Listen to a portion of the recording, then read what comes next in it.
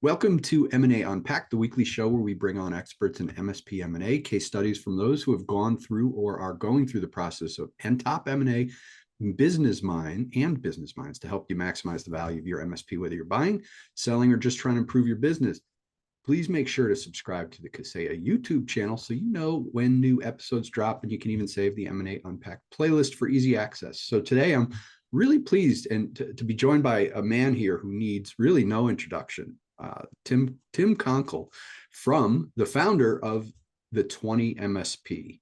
And I know you need, like I said, you need no introduction, but I'm going to give you a little introduction anyway, Tim, for the maybe one person who's going to watch this that doesn't know who you are. I wish I was that. I wish I was that popular. But the 20 MSP was ultimately started in the beginning to help small MSPs compete, sales process, typically a three-legged stool: lead gen, sales, and scale. And in that, we all standardize and do business in one direction, one way, which ultimately makes it easy for everybody to scale. Obviously, when you all look like each other, all of a sudden, it's a great M&A opportunity. And so that's kind of where we find ourselves now, is with the group and an exit strategy for the members that are inside of it.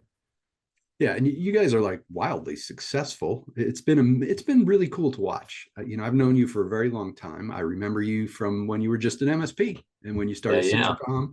Citricom. And then the 20 was kind of confusing to me at first because it was kind of like and I want to talk about your history with how you kind of came up with this. It was like you were you and this is me looking in on the outside. I thought he's doing consulting, right? He's building a consulting organization, he's teaching, he's kind of like a Robin Robbins, right? You were building that Yeah, kind yeah. of platform, but then it turned into something different. It was very interesting. Like, how did that start? Like, how did the idea come up? And So 13 years ago, me and two ladies that worked for me, I brought them into a conference room, and I said, "This is what we're fixing to build." And I whiteboarded everything, all the way out to, and at some point, will M&A. And I put at the bottom a little asterisk, and I said, "Better together," because that's the true reality. If you know, think about it from kind of what you said before. You can get Robin Robbins for marketing, or you can get this uh, for process, or you can get all these pieces, and then you have to call them together. The 20 was really our attempt, which has really worked out better than I expected, but it was our attempt to bring everything under one umbrella. So in other words, not just teach theory, but actually give you the pieces that it takes to execute it. Why would example, why would 10 MSPs all build a 24/7, 365 US-based help desk? It'd be very expensive. Wouldn't it be better if they just said, "Hey, let's build one, we'll all use it"? And that's really what the 20 did. And then take that out to everything: PSA, RMM. Why would 10 companies have it 10 different times, 10 different ways, no upside from any of the 10? But if they were just cool enough to say, "Hey, let's do this one time, we'll live in one PSA and RMM," that means I just killed 90% of the labor it takes to maintain PSA and RMM. On top of that, it works a lot better because we actually spend the time and the money to make it work. You can do that when you're not having to do that as a small MSP. And so the experiment that I whiteboarded really, really, really turned out well. I don't think anything in the last 26, 27 months, we rolled up 36 MSPs. So what I whiteboarded and all those things has ended up working out really, really, really, really well. And I get a crash course in M&A. yeah, now did you envision though being, because you're kind of like a platform, right? You're 100, uh, 100%, 100%. 100%. And you're a big Kaseya customer. You're one of our largest Yeah. clients. So I know I've seen you use, and I remember when you were thinking back, and again, me looking in from the outside, so I probably didn't know the big picture, is it looked like you were getting everybody to buy into the products you were using, and you were leveraging those economies of scale where now they're not just buying Kaseya product, you're putting them on your Kaseya product, the 20, Yeah. even Yeah. before you were acquiring, right? Yeah, because think about acquisition. So when a typical PE firm buys an IT company, they have this little thing called earnout. Typically sits around 30%. Why do they have earnout? Because they know for a fact that they're going to lose customers. Why are they going to lose customers? Different way of doing business, different contracts. So you, in essence, have to go resell all your customers at some point to a new way of doing business that is different than what they said yes to in the beginning. So industry average about 30%. Well, if you do it the way we've done it, where we line them up, the customer knows us. We all use the exact same contracts, exact same sales process, everything's the same. So where all of my M&A, they don't have earnouts in them because why? We've eliminated the risk of the customer leaving. Attrition is less than 5%. Where on average, if it's just straight acquisition out there, it's around 25, 30%. Now, if I bought a company and 25% of it, even if I'm a PE firm and I'm saying, okay, I'm going to buy it, you have to realize that revenue that you lost is not just straight revenue, it's at a multiple. So it's a big chunk to fall off the end of it. So I don't like friction and I love people. So when you love people and don't like friction, who do you not want friction with? People. So that's really what this is built for. It removes the friction with the customer. It removes the friction of acquiring, and ultimately makes us all worth more money. Biggest thing, though, not the biggest thing. Another really big thing is you remove technology debt. Think about most of your M&A platforms out there right now that they are platforms. So they go out and look for MSPs, blanket emails, and so they're always on the hunt. Well, we're not. We typically naturally have a couple hundred MSPs sitting in the group that are strategic acquisition targets ultimately. And they don't have to, but they have the opportunity to, and then they get to play at the bigger end of the spectrum. Now, that means when we buy them, 80% of due diligence is done, 80% of transition is done before ink is on paper. Completely opposite of most. Think about when you buy somebody, you really don't know what you bought until you bought them. You guys know. You can do due diligence. Yes, they really made this money, but culture and all that, we bypass that. We know everything about the companies that we buy, and it just works. And there's no technology debt. So typical PE firm buys companies, they slam them all together. Guess what? They all own different tools. They all have different ways of doing business. And to transition that and get it to one where you can actually truly scale. I'm still looking for a really good example out there of a company that's done it outside the 20. I don't know of one. Doesn't mean it doesn't exist, but I don't know of any major. So when you say platform, for me, it's from beginning to end.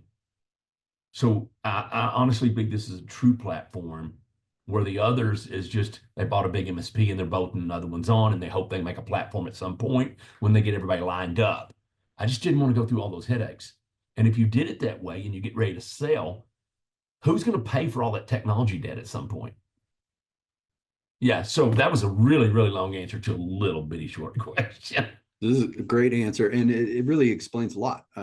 Makes sense why you can buy so quickly, because that's a big thing. I've talked to probably every buyer in the industry, I think, or every future buyer and current buyer. And one of the common things is, you can't do more than a few deals a year. It's rare because it is a long, arduous process to get to the LOI and then to get past the LOI and then to integrate. So, you guys, I think my notes here said that you did 36 deals in a 36 in a month, right? Is that right? No. I wish I did. The first month we did roll-ups, I did 6. In the last you did 24 months. six. I'm sorry, 6. So 36 deals in a year. 30, you did like 36 in the last 24 months. 24 months. Gotcha. But you did as much as 6 in a month. We did. And then the month after that, we did 4. That's crazy. I did 10 in 2 months. Now, and a lot of people say, well, yeah, but Tim's buying a little bitty MSPs. No, they're not little bitty MSPs.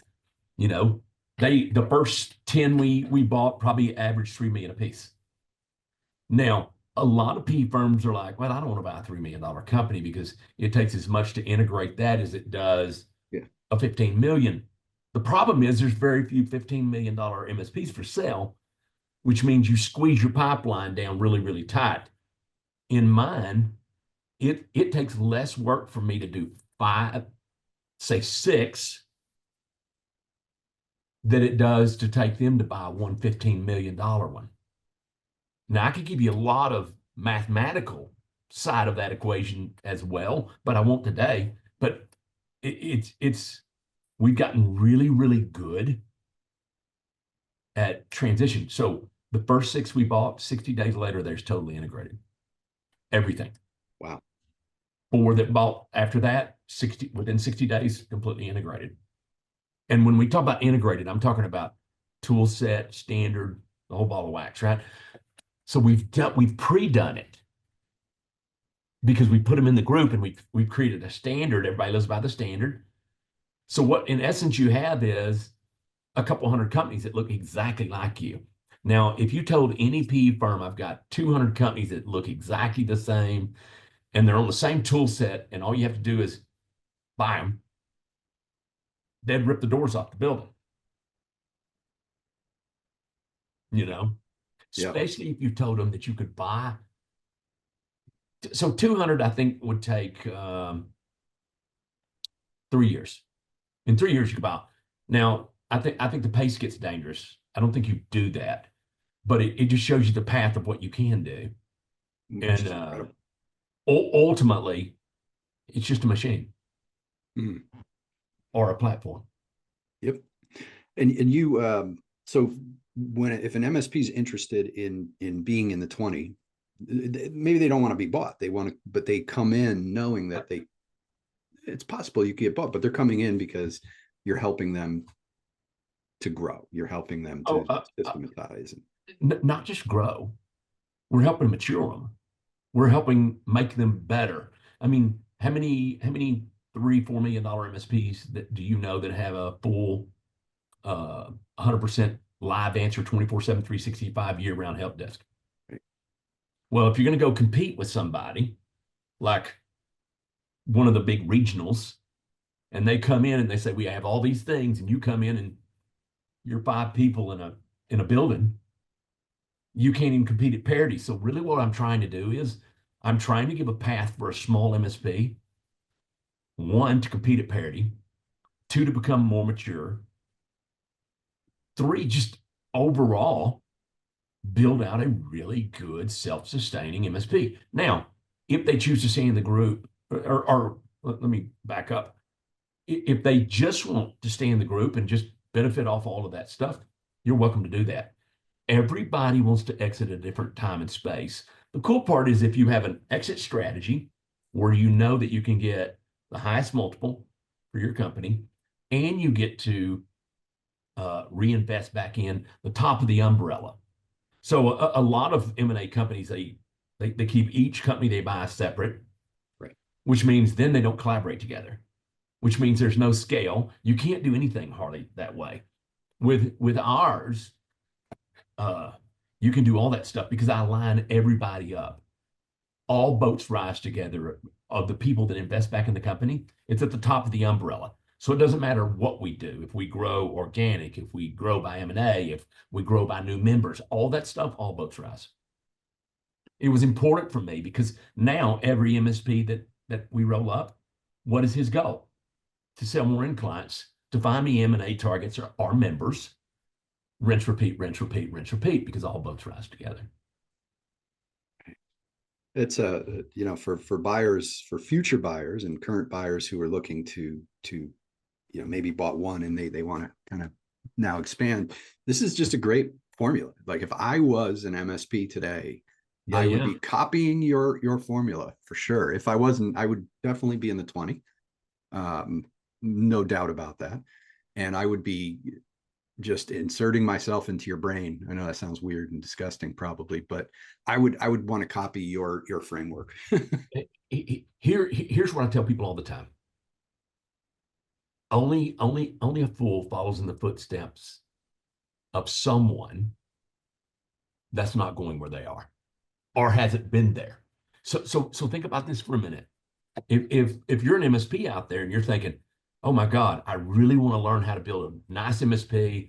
I want to learn how to become wealthy with that MSP and all the other stuff. Why would you ever follow somebody that's never done that? Right. Give you another piece. A lot of small guys say, well, I'm going to M&A myself to success. Well, that doesn't work either. Because let's say that you're $1 million company, you buy $1 million company. That means you're both at the same multiple, which means if there's any attrition whatsoever, you just bought a dying asset. And if you couldn't grow and they couldn't grow, and the only thought in your head is, I'm going to put these two things together and man, we're going to knock it out of the park. No, you're not. You still don't know how to grow. All you've done is exacerbated your problems with another person's problem. And now you're together and you're partners, which creates another thing. If you, my personal opinion, if you're not at $5 million EBITDA, roll-up strategy is not right. What you want to do is you want to do a tag along.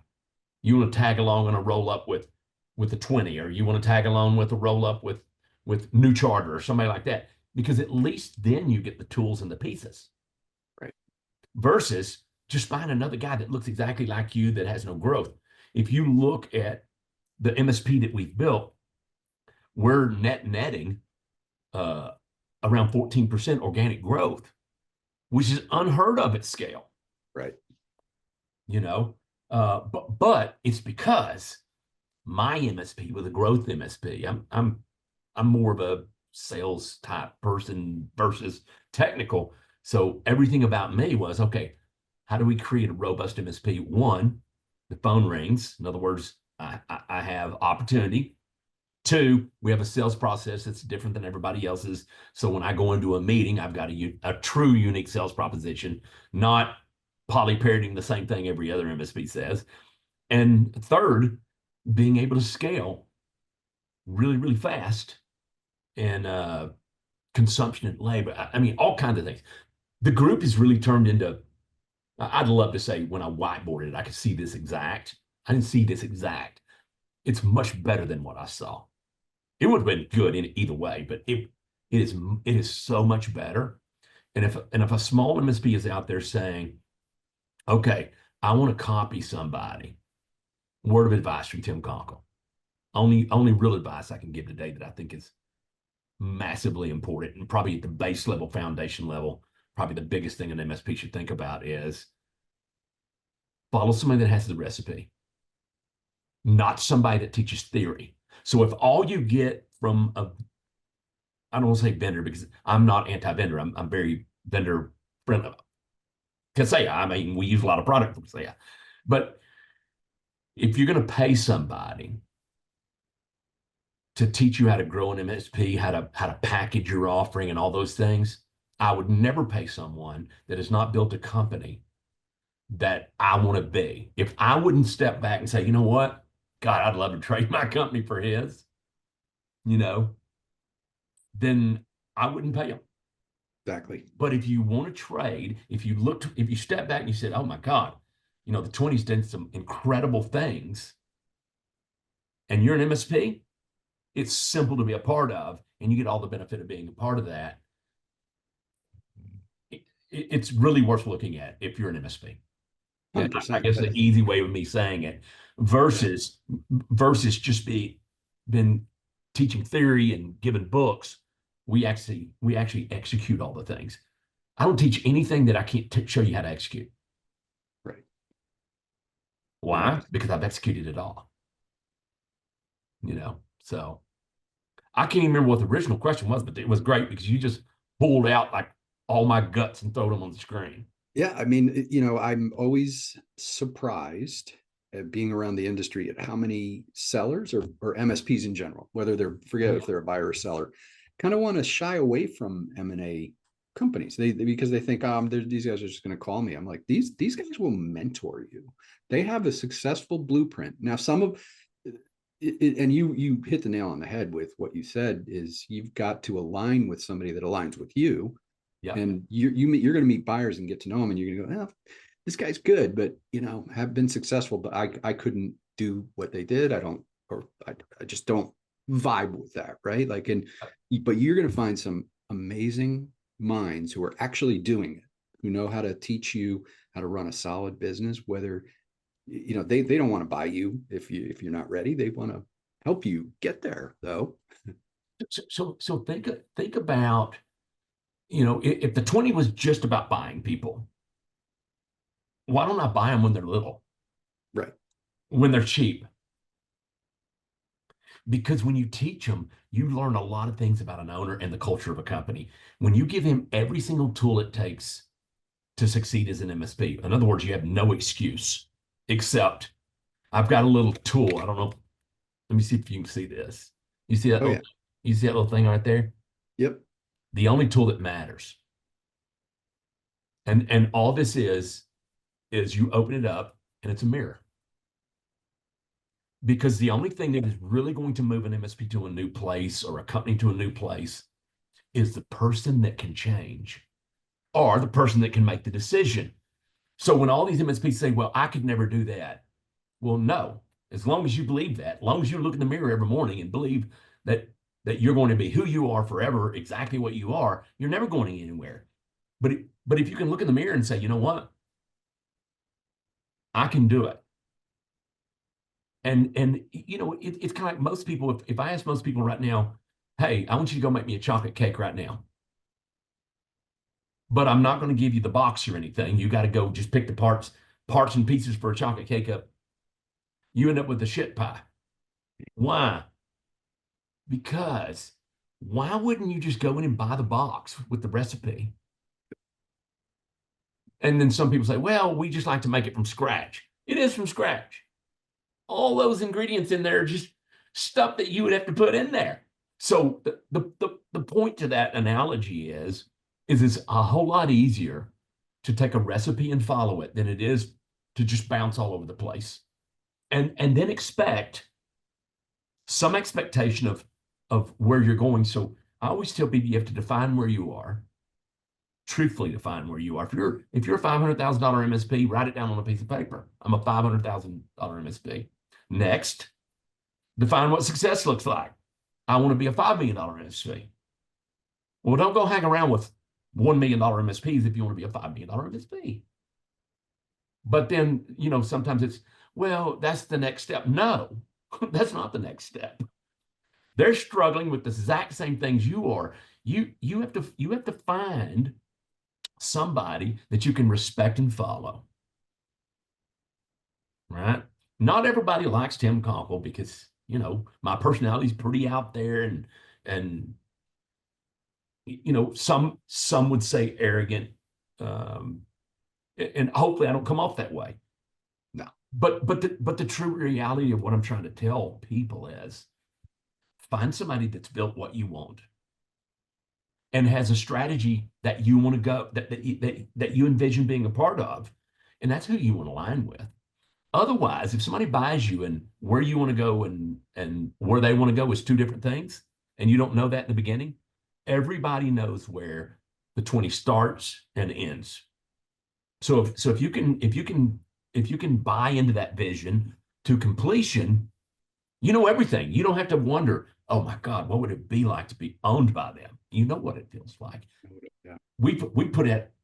It's put out in the ether every day, So yeah, I can talk about this stuff forever. And here's a big reason. I'm telling you, I love MSPs. I love the people in them because they're weird as shit. But they're my kind of weird. Yeah. But I know exactly what you mean. It's a great community. Incredible people. They need truthful feedback on what they can and can't do, when they can do it and when they can't. If you're a one-man band and you think you're going to go pay somebody to teach you all these marketing things and you're going to execute it, you're not doing it. So those guys get burnt, then they get irritated, and then they say nothing works. But the true reality is it's never going to work if you're just one person and you're not going to expand out.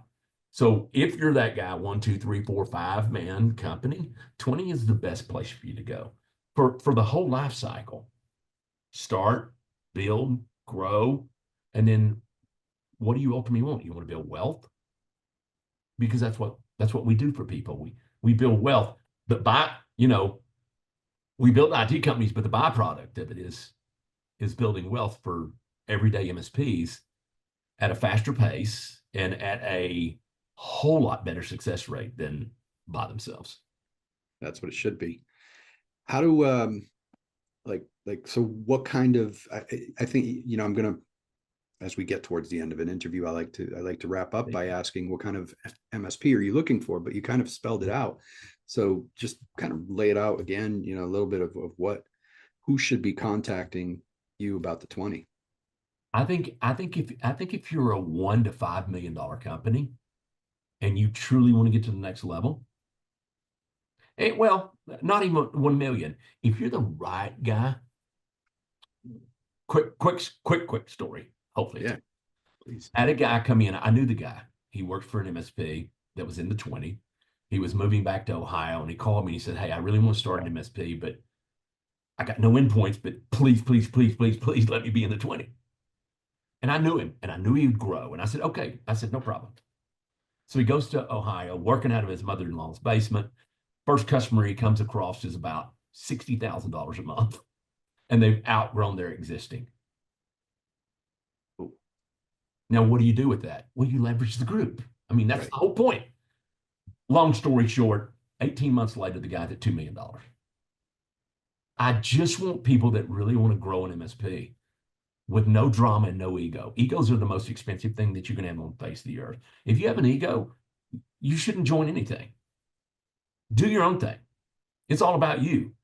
But if you don't, if you have this idea of better together and you can communicate, I'll look at anybody. But sweet spot or spots that I think once you're over 10 million, the 20 is problematic. Because you gotta turn a big boat, which means that's like doing a transition at a sale. Now, do we have them? Have we bought them? Yeah. But you really have to know where you want to go. So hopefully that helps any MSP that's out there that's sitting back thinking. And some MSPs would say, if they're small, they would say, well, yeah, as soon as I get enough clients, I'm joining the 20. Well, that's backwards. You're not going to get, it's going to take you too long to get those clients and all the other things, especially if you don't start right. So if a guy's out there and he's small and he's thinking, man, the 20 would never take me, convince me that you want to grow. Because I'm telling you, if you convince me you want to grow, you convince me you want to go all in, and you convince me that you want to be a multimillionaire in 2 or 3 years, I'll help you get there. I'll do everything that I can, but again, you have to change. Yeah, and any place in this country, I know, are you out of this? Like, I looked at your map of where you are because I was curious. Yeah. Some buyers don't want anybody outside of their area, which is understandable. But you've got probably 5 MSPs in my state, and I'm across the country from you. So yeah. What locations don't you look for, if any? I think U.S. and Canada right now. Anywhere in the U.S. or Canada, I'm interested. Our long goal has been to be able to touch every square inch of the U.S. with a single way of doing business. We do that with a combination of members that we all do this thing the same way. We do that with a combination of members, and if you looked at it, it'd be like company-owned stores, right? Yep. And so it's kind of that mix. But I think, a lot of people, I love asking this question. I love asking, would you sell your MSP? I love getting the answer no. And I said, but what if I offered you $100 million? Oh, well, yeah, I would do it. Well, if you want $100 million, you got to build it.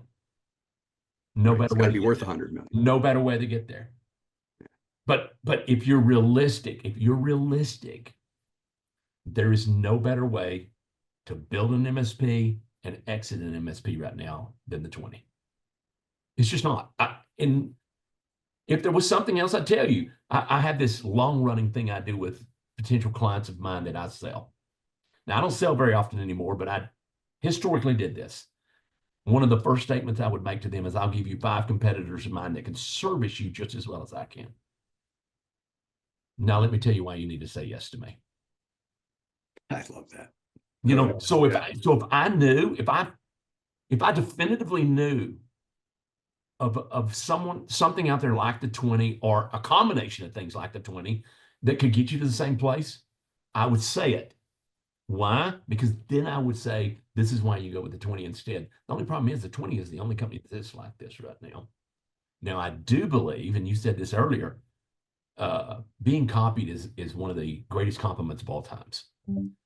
They will copy what we've done. 100%. I And not think just it's this crazy industry. that nobody has. Yeah. I think this will transcend industries. Yeah. Yeah. I New, would do it. I would 100% do it. yeah, And new way of buying businesses, yeah. new way of growing, and a new way of getting from point A to point B for a lot of people. If you're biblical at all, which I am, you find in the Bible, after the flood, and all the humans come together, the story goes, and they're going to build a tower, and they're going to build it all the way up into heaven in case the earth ever flooded again. In other words, they immediately got creative and tried to figure out, how do we build this mountain? Right. How do we conquer this problem that we have that could kill us all again? And so they start building this tower, up and up and up and up and up and up it goes. And then the Bible says that God comes down and he confuses their languages so they can't communicate. Communication, number one thing. If you ever want to be successful, you got to be able to communicate. But then God makes a statement. I'm going to do this lest these humans create anything they put their mind to. Because if you can communicate and you all run the same direction, biblically, you can accomplish anything. Yeah, 100%. You know, so we're all MSPs. We all want to get somewhere. We're better together. I'm telling you, we are much better together. 100%. Love it. Tim, thank you for being on here. It's been great. I could talk to you about this all day, but you probably have to get back to work. And I want to have you tell people how they can get in touch with you guys. So we're pretty easy. Go to www.the20.com, the20.com. You can get everything you want from there. You can pretty much search the 20 and find us. Yeah. And I think that's the first step that every person has to take if they want to change and go somewhere new. You have to do the research, you know, but we're easy to find. All over the place a little bit today, but this has been really, really fun. Yeah, thanks, Tim. Thank you. I can't thank you enough for being here. And thank you, everyone, for watching. We want you to tune in every Monday on the Kaseya YouTube channel for another episode of M&A Unpacked. And if you're not yet a member of the M&A Concierge platform for MSPs, where Tim was a guest speaker at the last M&A symposium at DattoCon, make sure to apply today. It's an amazing platform and is 100% free for both buyers and sellers. See you next time, everyone. Thanks, Mike.